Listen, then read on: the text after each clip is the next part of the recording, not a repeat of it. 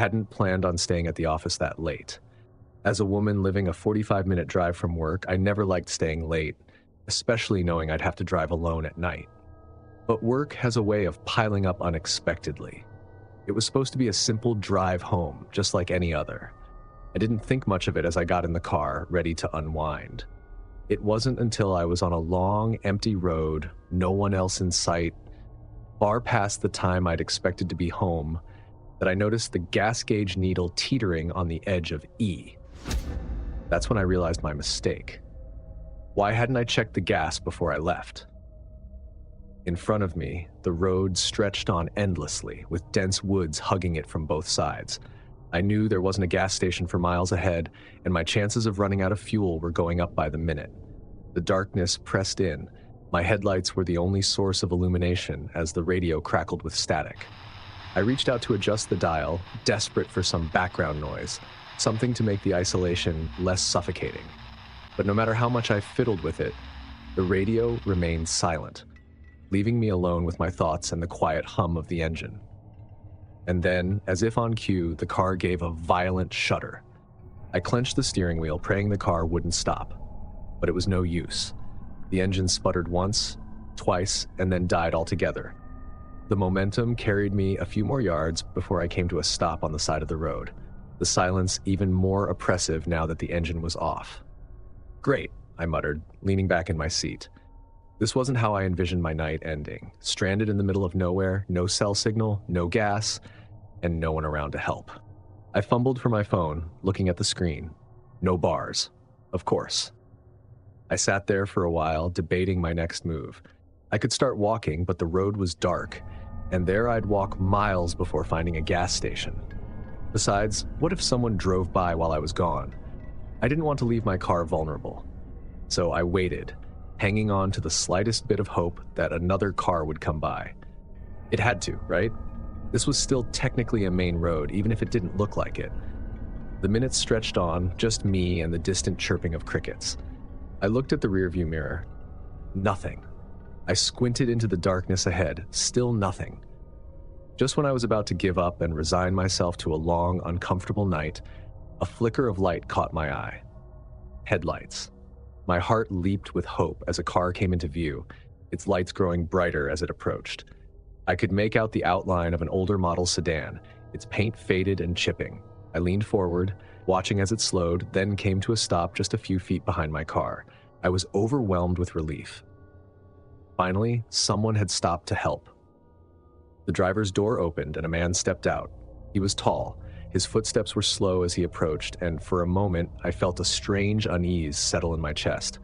But I pushed it aside. After all, I needed help. I rolled down my window just a crack, enough to hear him, but not enough to give him full access to my car. "Hey, thanks for stopping. I ran out of gas and my phone's got no signal." The man stopped beside my window. His smile seemed friendly enough. "No problem," he said, his voice gravelly. "I can give you a ride to the nearest gas station." I hesitated. The way he said it, there was something too eager in his tone, too insistent. "That's okay," I replied, still trying to keep things light. "I think I'll wait here and flag someone down. I don't want to leave my car." His smile faded, replaced by a look of irritation. "You won't get anyone else out here this late," he said. "Come on, I'll take you. It's not far." Again, that insistence. I forced myself to stay calm. "Really, I appreciate it, but I'd rather wait." The man's expression darkened. "It's not safe out here," his tone hardening. "You're better off coming with me." My gut instinct was practically screaming at me to keep the window up, to keep him out. I looked around, hoping for another car, a sign of anyone else, but there was nothing. Just me and this man. "I'll be fine," I said, a little more firmly this time. "Thanks for stopping, though." For a moment, he didn't move. He just stood there, staring at me, his eyes cold and calculating. I could feel my heart hammering in my chest. And then, without warning, he reached for the door handle. I reacted on instinct, hitting the lock button just as his hand made contact with the door. The sound of the locks clicking into place seemed to snap something in him, and he banged on the window hard enough to make the glass rattle. "Open the door," he demanded, his voice low and menacing now. "I'm trying to help you." I shook my head, Inching away from the window, my hands trembling as I fumbled for my phone. Still no signal. "Go away," I shouted, but he didn't leave. Instead, he started circling the car, his fingers tapping on the windows as he moved, his breath fogging the glass. I could hear him muttering something under his breath, though I couldn't make out the words. I shrank down in my seat, praying that someone else would come by, that another car would show up, or that the man would get bored and leave. But he didn't. He kept circling, his fingers trailing over the windows. I squeezed my eyes shut, trying to think. What could I do? I couldn't just sit here, but I also couldn't get out. I was trapped, and he knew it. That's what he wanted. He was enjoying this, seeing me scared, seeing me helpless, and then, as if the universe had heard my desperate plea, headlights appeared in the distance. They were faint at first, just a speck of light on the horizon, but they were getting closer. I turned in my seat, craning my neck to see. The man saw them too. He stopped circling the car. For a moment, I thought he might try to stop the other car, wave them down, but instead he froze, his expression shifting from anger to something more cautious. The other car was getting closer now, its headlights flooding the road, and the man took a step back, then another. And just like that, he turned and hurried back to his sedan, slamming the door shut. Within seconds, he was gone, speeding down the road. The other car slowed as it approached, the driver rolling down the window to ask if I needed help. It was a family. I nodded, unable to speak, still shaken from the encounter. They shared their mobile data with me so I could get in touch with a tow truck. As I sat there waiting for the tow, I kept looking down the road, expecting to see that man's car reappear. But he was gone, and I was safe. It's been years since that night, but I've never forgotten the look in that man's eyes, the way he circulated the car, like I was his prey. I've never run out of gas since then. I make sure my tank is full before I go anywhere, and I keep my doors locked even in broad daylight.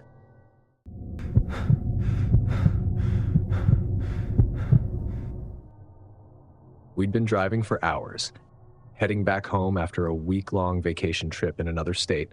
The car was filled with that end-of-trip exhaustion, and we were ready to be home. But the miles stretched on endlessly. The sun had already set in the horizon, leaving nothing but a thin line of orange on the far-off hills. Darkness swallowed the road ahead, and the only company we had were the headlights of occasional cars passing by, going in the opposite direction. It was eerie how quiet everything felt once night settled in. I had planned to stop and refuel before it got too late, but somehow we'd lost track of time. The GPS told us the next gas station wasn't for another 30 miles, and the fuel gauge was already dangerously low. We were in the middle of nowhere, the kind of stretch of highway that seemed to go on forever without any sign of life. Just empty fields and long stretches of trees. Diana, my girlfriend, sat in the passenger seat staring out the window. "We'll make it, right?" she asked. I could feel that she was a little concerned. "Yeah, we should be fine," I said, trying to sound confident even though I wasn't so sure. The needle on the gas gauge had dipped into the red. "We'll make it." But 10 minutes later, the car sputtered and slowed. The gas had run out. I pulled over to the side of the road, staring at the dashboard like I could somehow will the car to keep going. It was pitch black now, the kind of dark where you can't even see your hand in front of your face. "We're out of gas," I said, trying to keep calm. Diana sighed, pulling out her phone. "Let's call for help." I reached for mine, but there was no signal. Same here, no service. We sat there in the car for a while, contemplating our options. We could wait and hope someone would stop, or we could try walking. But the GPS said the next gas station was still 25 miles away, and walking along a highway at night didn't seem like a safe bet. Then I spotted something up ahead on the side of the road. A rest stop, old and weathered, the kind you barely notice during the day and avoid at night. It looked abandoned, but it was our best shot at finding a place to wait until morning, or at least see if we could get a signal. "Let's push it," I said. "We can get the car closer to the rest stop and stay the night in the car." Diana didn't look thrilled, but with no other choice, we got out and started pushing. The car was heavy and the cold night air wasn't helping, but we managed to get it to the abandoned rest stop. The place looked even worse up close. The windows were cracked, the paint peeling off the walls, and the few lights that still worked flickered erratically. It was a scene straight out of a horror movie. "This place gives me the creeps," Diana muttered, shivering as she pulled her jacket tighter around her. "It's just for the night," I reassured her, though I wasn't entirely convinced myself. We locked ourselves in the car, hoping to settle in for the night. It wasn't comfortable, but at least we were out of the cold. The car felt like a fragile cocoon against the vast emptiness outside. I kept telling myself we were safe inside, but there was something unsettling about the complete isolation. The rest stop stood in the distance, dark and foreboding, while we sat, huddled in the car with no idea what the night would bring. Hours passed, but neither of us could sleep. The car windows fogged up from our breath, obscuring our view of the outside. I wiped a small circle on the glass to peek out, but it didn't help much. Just darkness, with the dim silhouette of the rest stop barely visible. And then suddenly there was a noise. At first, it was faint, but unmistakable. Footsteps. Too close for comfort. I shot Diana a look. "Do you hear that?" She nodded, her eyes wide. "Someone's out there." We both stayed completely still, listening as the footsteps circled the car. My heart started to race. I strained to see outside, but the windows were still fogged. The feeling of being blind to what was happening around us was suffocating. The footsteps paused near the back of the car, and then the handle on the back door jiggled. Someone was trying to get inside. Diana gasped, gripping my arm tightly. "What do we do?" "Lock the doors," I whispered, even though I already knew they were locked. My hands fumbled with the lock button, double-checking that everything was secure. The handle jiggled again, more forcefully this time, as if whoever was out there was testing each door, looking for a weak spot. I grabbed my phone, frantically trying to find a signal, but there was nothing. We were completely cut off. Then, the car started to shake. Whoever was outside wasn't just trying to get in, they were trying to scare us. "There's more than one of them," Diana whispered. "I can hear them." I strained to listen, and sure enough, there were more footsteps now. At least 2, maybe 3. They were moving around the car, whispering to each other, but I couldn't make out what they were saying. "We need to get out of here," I said, but we both knew there was no way. The rest stop was abandoned, the road was deserted, and we had no way of calling for help. Just then, the car shook again, this time more violently. The whole vehicle lurched to one side as if someone had thrown their weight against it. "They're trying to tip the car," I realized. Panic setting in. Diana's grip tightened on my arm, her nails digging into my skin. "What do they want?" I didn't have an answer. All I could do was sit there, helpless, as the car rocked back and forth, the sound of footsteps and low murmurs filling the air. The windows were still fogged up, making it impossible to see how many people were out there or what they were planning. And then, with a loud hiss, the car tilted again, this time accompanied by the unmistakable sound of air escaping from the tires. "They're flattening the tires," I said, my voice shaking. "We're trapped." Diana's eyes filled with terror, and I could feel my own fear rising to the surface. We were sitting ducks, completely at the mercy of whoever was out there. "Call 911, I said, my voice tight with urgency. "Try again." Diana fumbled with her phone, her hands trembling as she dialed. Finally, she managed to complete an emergency call. I could hear her whispering frantically into the phone, telling the dispatcher where we were, what was happening. The whole time, I kept my eyes on the windows, waiting for the next attack. The car continued to rock, and the tires were now completely deflated. After what felt like an eternity, Diana hung up the phone. "They're sending someone," she said, whispering, "but it's going to take a while." The footsteps circled the car again, then paused. The silence that followed was almost worse than the noise. It felt like they were waiting for something, waiting for us to make a move, or for the cops to arrive. Minutes ticked by, each one slower than the last. And then, finally, the sound of sirens cut through the stillness. Red and blue lights flashed in the distance, and I could see the shadows of our tormentors retreating, disappearing into the darkness. The police car pulled up and an officer stepped out, shining his flashlight around. "Are you folks okay?" he asked, his voice calm but concerned. We explained what had happened and he inspected the car, his flashlight sweeping over the windows and tires. "Take a look at this," he said, motioning for us to step outside. Reluctantly, we got out of the car, and that's when I saw it. Handprints. Dozens of them, smeared across the fogged-up windows, all over the car. Whoever had been out there had pressed their hands against the glass, watching us the entire time. "You were smart to stay in the car," the officer said, shaking his head. "I've seen this kind of thing before on these back roads. You were lucky." Lucky. The word felt hollow as I stared at the handprints. We didn't waste any more time. The tow truck arrived soon after, and we got out of there as fast as we could. But the memory of those unseen figures watching us, shaking the car, deflating the tires, has stayed with me ever since. And every time I drive through a remote area now, I make sure my gas tank is full, because the last thing I ever want is to be stranded again, alone in the dark.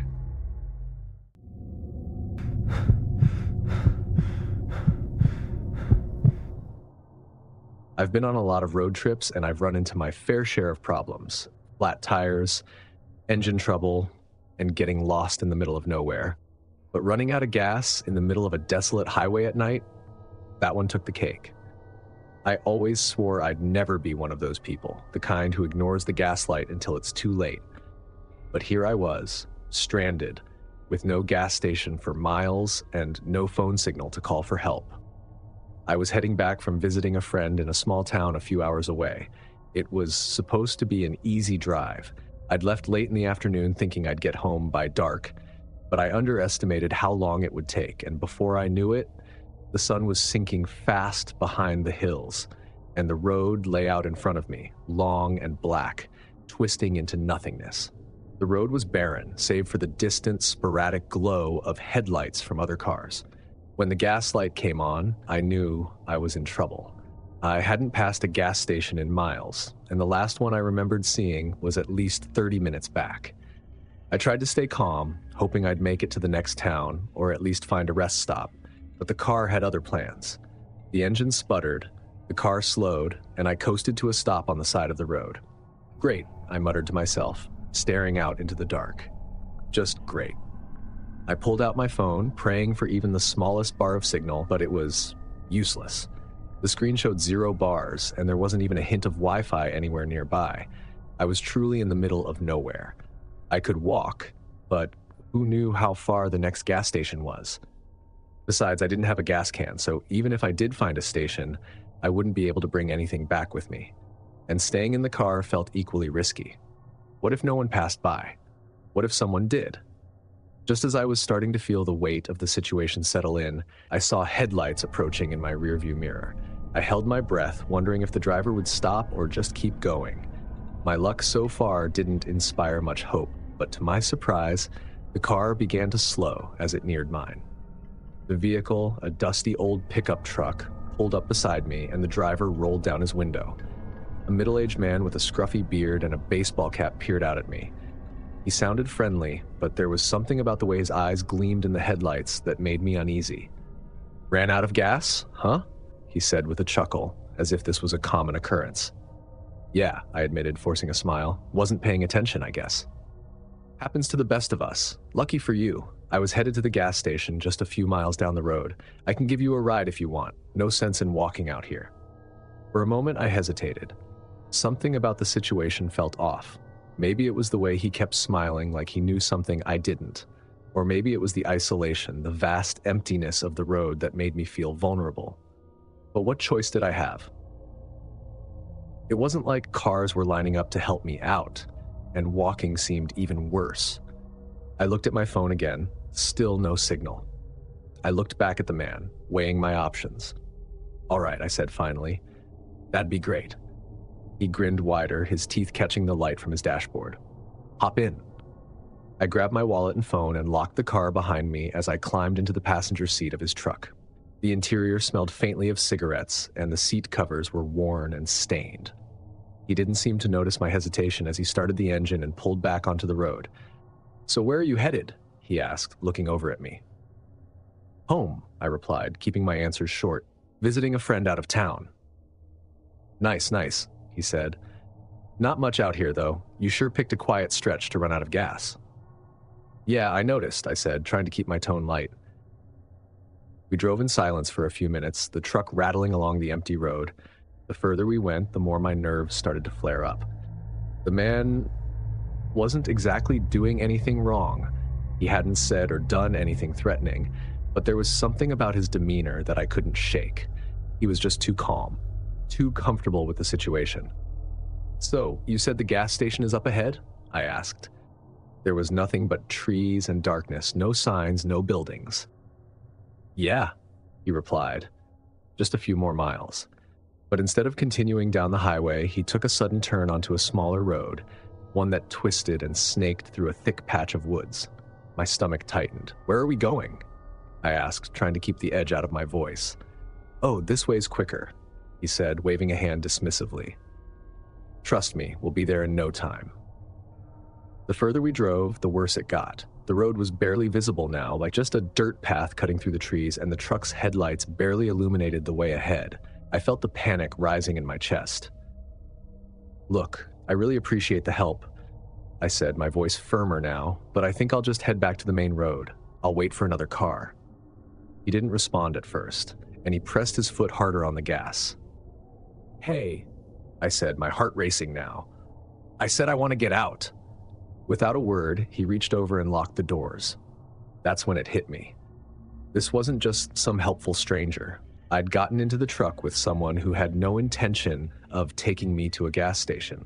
I looked around, desperately trying to think of a way to escape. The truck slowed as we approached a stop sign, the first one we'd seen in miles. I didn't know where we were, but I knew this was my chance, the only one I'd get. And lucky for me, the doors opened from the inside, even when locked. As soon as the truck came to a stop, I reached for the door handle and yanked it open. He shouted something, angry, but I didn't stop to listen. I jumped out of the truck, hitting the ground hard and rolling into the dirt. My legs were shaking as I scrambled to my feet and took off, running down the road. Behind me, I heard the truck's tires screeching as he tried to turn around, but I didn't look back. I just ran as fast as I could. The trees whipped by in a blur, and the road felt like it would never end, but I kept going. I couldn't stop. Eventually, I spotted headlights in the distance. A car was coming down the road. I waved my arms frantically, and the driver slowed, rolling down the window. "Please," I gasped out of breath. "I need help." The driver, an older man with a worried expression, nodded and unlocked the door. I climbed into the passenger seat, still shaking. "What happened?" he asked as he started driving, looking in the rearview mirror. "I ran out of gas," I said, trying to catch my breath. "Some guy, he offered to help, but then he wouldn't let me out of the truck." The driver's face hardened. "Where is he now?" I looked out the back window, but there was no sign of the truck. "I don't know." The driver took me to the nearest gas station, where I finally got a signal and called the police. They said they'd keep an eye out for the truck, but I never heard anything more about it. To this day, I still don't know who that man was or what he had planned, but I'm grateful that I managed to get out when I did. And I learned a valuable lesson. Never trust a stranger on a dark, empty road.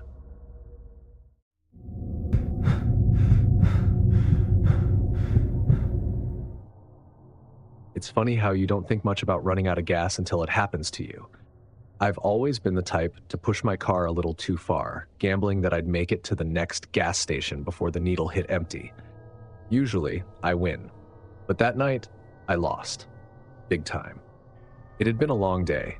I was driving back from a work trip, eager to get home and sleep in my own bed. The route I was taking was mostly back roads, nothing but fields, forests, and a small town here and there along the road. It was peaceful in a way, the kind of drive where you could get lost in your thoughts and just enjoy the quiet. But the further I went, the more I realized I hadn't seen a gas station in quite a while. I looked down at the dashboard and saw the fuel gauge dangerously close to empty.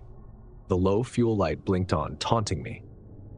There hadn't been a sign for miles, and it wasn't like I had great cell service to check for the nearest station. "Not good," I said aloud. I slowed down, trying to conserve fuel, but it wasn't long before the inevitable happened.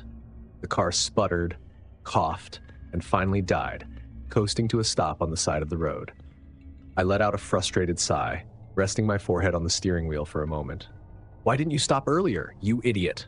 I said to myself, knowing full well I should have filled up the last time I passed through a small town. But hindsight, as they say, is 2020. I leaned back in my seat, pulling out my phone to check for a signal. Of course, there was none.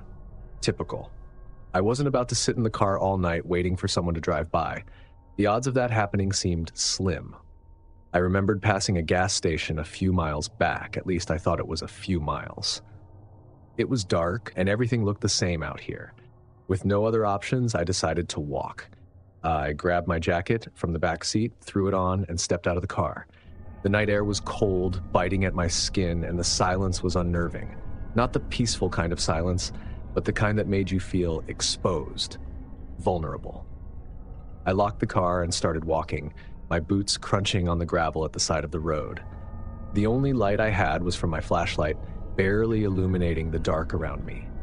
The woods flanked both sides of the road, making me feel like I was being watched. I shook off the thought. It was just nerves. There was no one out here but me. At least, that's what I thought. I hadn't been walking for more than 10 minutes when I heard footsteps behind me. Like someone trying to match my pace. I stopped, turning around quickly, shining my flashlight back down the road. Nothing. Just the dark stretch of highway and the shadows of trees. I told myself I was just being paranoid and kept walking. But the footsteps started again. I stopped again, whipping around. That's when I saw him. He was standing just at the edge of the trees, barely visible. I almost missed him, blending in with the shadows as he was. He was wearing a flannel shirt and jeans, his hair wild and unkempt, like he hadn't seen a shower in weeks. "Hey," he called out with a rough voice. "You heading to the gas station?" I was still processing the fact that this guy had appeared out of nowhere. I hadn't heard him approach, hadn't seen him walking behind me. It was like he'd just materialized. "Yeah," I finally said, "ran out of gas." He grinned, but it wasn't a friendly grin. More like the kind of grin a predator gives its prey before it pounces. "Me too," he said, taking a step closer. "Mind if I join you?" Something about the way he said it set off alarm bells in my head. I didn't want him walking with me, didn't want him anywhere near me, but I didn't know how to say no without making things awkward, or worse, escalating the situation. "Sure," I said. He fell into step beside me and we walked in silence for a few minutes. The longer we walked, the more uneasy I felt. He wasn't talking, just walking alongside me, his hands stuffed into his pockets. Every now and then, he'd look over at me and I'd feel his eyes lingering a little too long. "So," he said finally, breaking the silence, "what brings you out here?" "Work trip. Just trying to get home." It didn't seem like he was really listening. There was a weird feeling I got from him, something that made me uncomfortable. I couldn't put my finger on why, but I knew I needed to get away from him as soon as possible. We walked in silence for a while longer, the gas station still nowhere in sight. I looked down at my phone again, hoping for a signal, but still nothing. I was on my own. Then he spoke again, his voice low and casual, like we were old friends. "You ever think about just disappearing?" I looked over at him. "What do you mean?" A strange grin creeping across his face. "You know, just leaving everything behind, starting fresh. No one knows where you are. No one comes looking for you." I kept quiet, my mind scrambling to make sense of it all. Why was he talking about this? Was he trying to mess with me? Or was there something more to it? "You could do it, you know," he continued, his voice calm. "Just walk off into the woods. No one would ever find you." I swallowed hard, quickening my pace. "I'm good, thanks." He didn't say anything after that, but I could feel his eyes on me.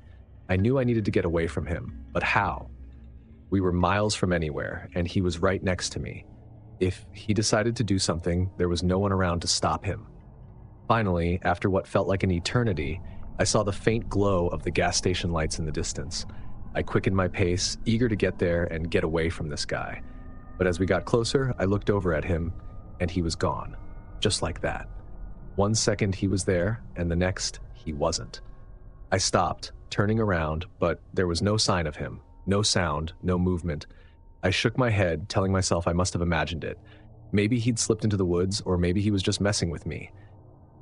Either way, I wasn't sticking around to find out.